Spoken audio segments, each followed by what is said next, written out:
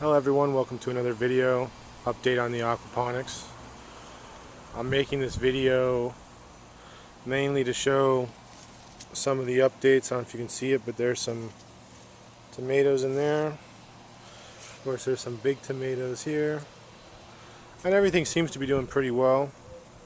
Got some fish as well, which I don't know if you can see. I got some sturgeon in there. But basically, some people have asked some questions about how does the system work and if rainwater is okay. And so I'm going to answer some of those questions. So basically, the system works by you feed the fish in the bottom here. The fish waste is let into the water and it's pumped up through the back. You can see that white tube that goes all the way around the system. The fish waste is mixed with the water and it's flooded into this grow bed of very porous rocks. And this clay, this porous clay, has a large surface area, so it grows bacteria. And there's two types of bacteria. The first type of bacteria converts the fish waste, which is primarily ammonia, into nitrite. And the second type of waste converts the nitrite into nitrates. Nitrates are pure fertilizer for the plants, and that's why the plants are doing so well. And what happens is that the nitrates get absorbed by the plants and perfectly clean water goes back to the fish. The fish can live in a pH range anywhere from 6 to 8 without a problem, although it's recommended you keep your aquaponic systems with a pH of slightly less than 7, 6.5 to 7. And you can even go down as far as to 6.0, and that's mainly because of nutrient uptake. Certain plants like lettuce prefer to take in nutrients. Here's the pump on the back side. Prefer to take in nutrients when the pH on their root system is towards 6.0. So they recommend a lower pH for nutrient uptake.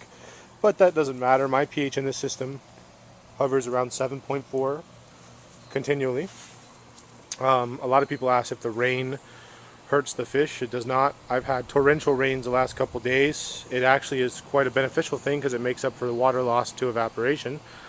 And the rains themselves do not really hurt the system or the fish. The pH, regardless of range, stays around 7.4, so I haven't seen any ill effects from the rains. So I don't worry about the rains at all. Once your bacteria colony is established on the pebbles on the top here, there's really nothing else you have to do. I can add as many fish, even double the amount of fish in a day, and I don't see any ill effects to the fish. So the ammonia and nitrite pretty much stays zero continually, and the nitrates stay zero as well, undetectable. The plants usually take them up as fast as the fish produce them.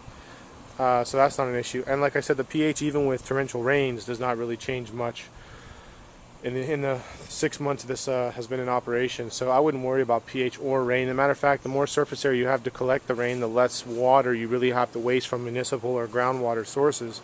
So it's very green in that respect. So those are some of the questions that I've gotten about the system. And other than that, it works great. It requires almost no maintenance. The only maintenance I do is come out and feed the fish every day. Everything else is handled. It's a self-filtering system. The hard fish waste builds up inside the clay pebbles and slowly gets converted with bacteria into fertilizer. The water is always crystal clear all the time, and the fish are always pretty happy. So I would say that there's really not a whole lot involved in maintaining the system other than to come out and pick your fruits. So I just picked some strawberries. There's some unripened strawberries that are growing on the strawberry bushes. So that's really all there is to it. And I hope that answers most of the questions that I've received. Yes, I know I need to get a metal support for the large tomatoes, but as time permits. And if you have any other questions, just post a response to this video and we'll see if we can get them answered. The other thing I wanted to say was that you don't need to use these clay pebbles. You can use drainage gravel, but drainage gravel is hard to work with because it's jaggedy, so it interlocks together. The other thing that drainage gravel does is it is not a neutral pH. Depending on the type of gravel it is, it can affect the pH of your water, and you might have large pH swings depending on what type of gravel you have, either low or high. And the other thing that I would tell you is that it's not as porous. These expanded clay pebbles are very porous. The surface area is 10 to 20 times what you see just looking at them. So they hold a lot of bacteria. They're very efficient. Whereas drainage gravel is not porous at all, so there's much less surface area. So you have to take that into consideration when you size out your grow bed, so you have enough to really support that. And that's it. That's the only consideration really for choosing different media. But yes, it can be done. So if you don't want to spend the money on the hydroton, you can go another route. That's really up to you. Anyways, like I said, if you have any questions, you can just post a comment and I'll try to get around and answer them. Thanks for watching.